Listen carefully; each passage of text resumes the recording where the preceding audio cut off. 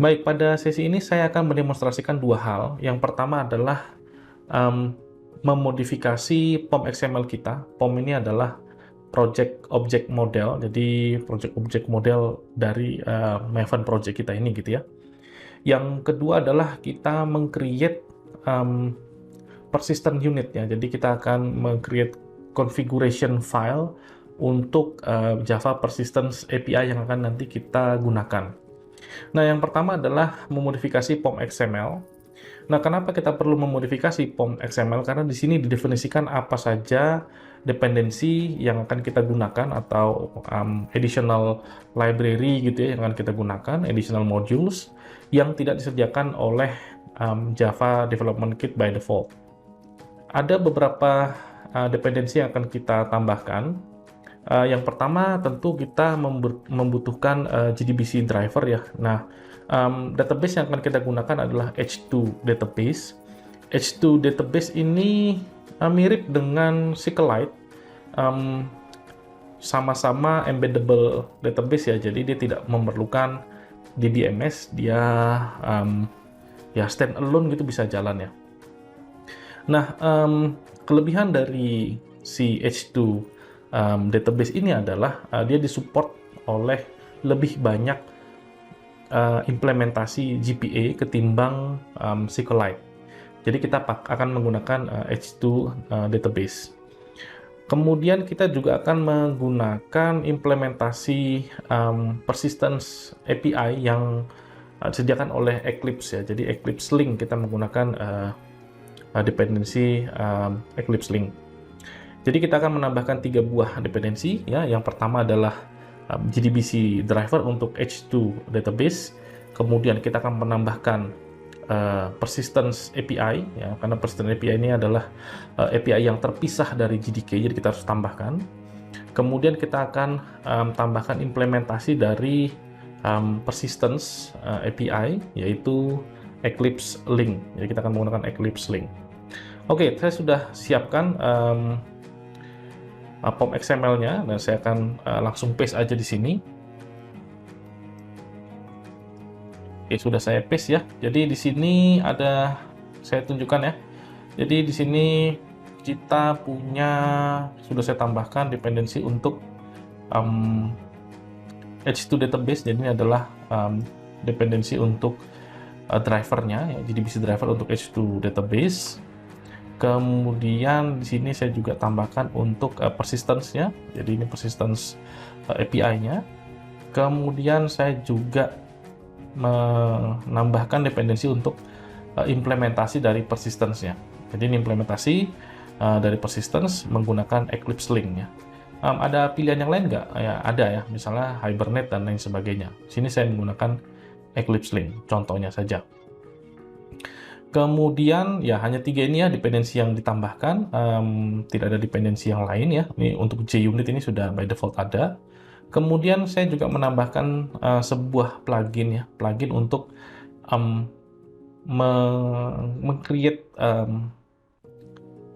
meng-create JOR ya. Jadi by default JOR yang Anda compile gitu ya, itu isinya adalah kelas-kelas yang memang hanya ada di project Anda gitu ya. Nah, sementara kalau dengan assembly ya, ini pluginnya adalah assembly, kita bisa menambahkan kelas-kelas yang lain yang ada di dependensi kita juga masuk ke dalam JOR file kita. Jadi semua akan jadi all in one ya. Jadi kalau misalnya kita tidak menggunakan assembly ini, kita tidak merge dalam tanda kutip ya JOR-nya, maka ketika kita run JOR kita di target machine ya, target machine itu harus punya dependensi yang kita butuhkan. Nah, kalau kita menggunakan assembly ini, maka JOR yang kita punya di dalamnya sudah include semua dependensi. Jadi kita tidak perlu khawatir JOR kita tidak bisa jalan atau tidak bisa dieksekusi gara-gara required dependensinya tidak exist di target machine gitu ya. Jadi gunanya kurang lebih seperti itu. Kemudian selanjutnya kita lihat lagi di bagian bawah sini ya. Di sini ya, di sini saya tambahkan resources ya. Jadi nanti kita akan mendefinisikan persistence XML untuk mengkonfigurasi persistence unit kita yang akan kita pakai. Persistent unit itu akan diletakkan di dalam direktorinya src, main, dan resources. Jadi nanti di dalam sini ada direktori namanya mita inf, cuman kita akan kerjakan nanti. Kita masih fokus ke POM ya. Oke. Nah, idenya seperti itu. Demikian untuk konfigurasi POM. Nah, nanti ketika kita ketika kita compile, kita akan coba compile ya. Nah, ketika kita compile, kita akan punya seluruh dependensi ya di dalam jar yang sama. Nanti kita akan coba cek ya. Oke, idenya seperti itu. Sekarang kita akan coba compile ya. Jadi ini sudah ada dependensi. Nah, kita akan coba apakah dependensinya berhasil atau tidak. Kita akan coba compile. Baik, untuk melakukan kompilasi, seperti biasa kita pakai compile. Namun sebelum itu kita coba clean up dulu apa yang ada di current target ya. Ini kan kita punya target ya. Ya ini ya. Ini kan target semua nih ya, targetnya. Jadi kita akan coba hapus terlebih dahulu. Kita akan menggunakan maven clean ya. Oke, sekarang targetnya sudah dihapus. Nah, kita akan mengulangi proses kompilasi dan kita akan menggunakan si assembly ini. Ini kan kita punya assembly ya di bawah sini ya. Ini ya assembly ya, kurang lebih kita akan pakai ini. Kemudian kita akan set goals-nya adalah single. Oke, kita akan coba ya.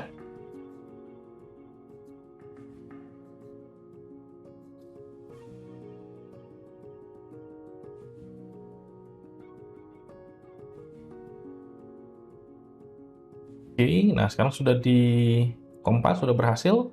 Tidak ada problems ya. Nah, sekarang kita akan lihat targetnya. Nah, di sana kita sudah punya jar yang lengkap dengan dependensinya. Nanti isinya ini sudah lengkap dengan dependensi. Tidak hanya si app.class saja, tapi juga kelas-kelas yang lain yang ada pada dependensi kita. Nah, hal berikutnya yang akan kita lakukan adalah meng-create persistence unit ya. Jadi untuk POM ini sudah selesai, nanti kita akan pakai. Sekarang kita move on ke persistence unit. Berikutnya kita akan menambahkan persistence unit atau kita akan mendefinisikan persistence unit ya yang akan kita pakai nanti. Nah, isi dari persistence unit ini sebenarnya adalah konfigurasi ya menuju ke database yang mau kita pakai nantinya melalui GPA. Nah, di sana kita akan mendefinisikan lokasi database-nya di mana, kemudian nanti kelas-kelas yang akan kita pakai yang mana saja, kelas di sini maksudnya entity kelas ya, kemudian nama persistent unitnya apa, kemudian konfigurasi-konfigurasi tambahan yang mungkin diperlukan juga seperti apa. Nah, di sana kita akan configure. Nah, untuk H2 database, kita akan menggunakan yang paling simple, kita akan menggunakan yang lokal, jadi kita tidak menggunakan yang berbasis server ya, jadi sebenarnya itu bisa dilakukan, tapi kita tidak lakukan itu, atau bisa juga berbasis memori, jadi kita store di memori ya, jadi sifatnya volatile. Nah, sekarang kita ingin yang lebih simple aja. Kita akan menyimpan data dalam bentuk artefak yang ada di disk ya, jadi tidak di memori dan tidak di run dalam server mode ya. Oke, baik, kita akan terlebih dahulu meng-create sebuah direktori namanya resources ya, sesuai dengan nama yang ini ya, kita lihat ini di POM ya. Jadi di POM itu kita bilang nanti ada resources, resourcesnya lokasinya adalah src, main, dan resources. Jadi kita perlu create dulu di sini ya, main. Kemudian kita create folder.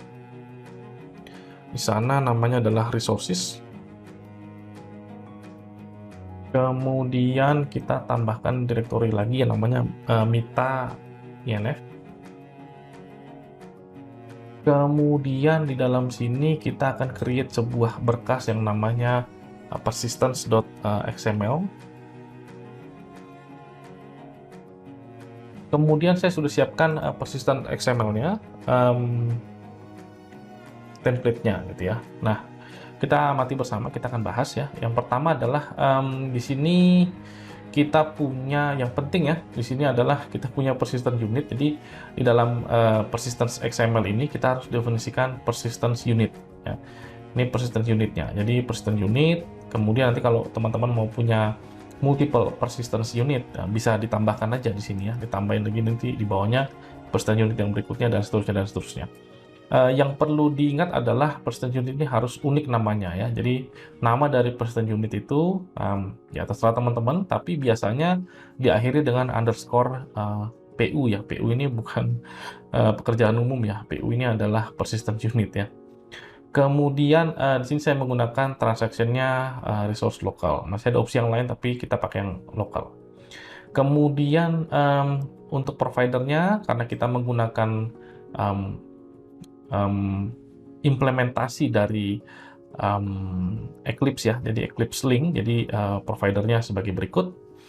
Kemudian di sini adalah yang perlu kita setup adalah JDBC URL-nya. Jadi ingat teman-teman bahwa GPA itu di bawahnya JDBC juga gitu. Jadi GPA itu hanya sebagai tambahan layer sehingga kita menggunakan abstraksi yang sama dengan komponen-komponen di solusi kita yang menggunakan pendekatan OU. Jadi bawahnya JDBC juga gitu. Nah, di sini karena kita menggunakan H2 database, maka JDBC URL-nya adalah JDBC H2.2, kemudian location-nya. Nah, kita tidak akan menggunakan yang memori, yang berbasis memori atau berbasis server. Kita akan menggunakan yang berbasis file, yang lokal, yang biasa, yang simple. Nah, di sini kita akan menggunakan path menuju ke lokasi dari database-nya. Lokasi database-nya kita akan taruh di sini ya, jadi di bawah T09 di sini. Saya akan buat sebuah directory baru gitu ya. Saya buat sini aja. Ya, directory baru namanya adalah DB gitu ya. Kebalik ya. DB, oke. Kemudian saya akan create sebuah file di dalamnya. Saya buat namanya gitignore. Nah, ini kebetulan kan saya pakai gitignore ya, karena saya pakai git, jadi untuk memastikan direktori ini akan ikut ya di git, maka saya tambahin gitignore.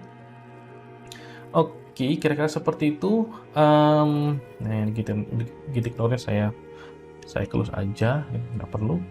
Oke, kemudian location-nya akan ke sana, akan ke DB ini ya, ke direktori DB ini. Jadi saya perlu tulis di dalam URL-nya adalah sebagai berikut ya, // kemudian DB, kemudian nama dari database-nya. Saya ingin database-nya namanya adalah contacts gitu ya. Kemudian untuk drivernya ini ya sesuai dengan H2 database. Kemudian di sini ada DDL generation. Jadi di sini mana tahu database-nya belum di-create gitu ya. Dia akan create-kan database-nya dan nanti akan create-kan table-nya. Jadi ini create-kan database-nya ini. Kemudian create-kan table-nya, ini dia. Oke. Kemudian ini ya, untuk generation saya bikin drop and create ya. Nanti teman-teman silakan diikuti saja. Kemudian apa lagi nih yang belumnya? Oke, sudah. Oke, saya pikir cukup ya untuk yang bagian yang ini udah lengkap. Nah, nanti kita akan tambahkan di sini classes ya. Jadi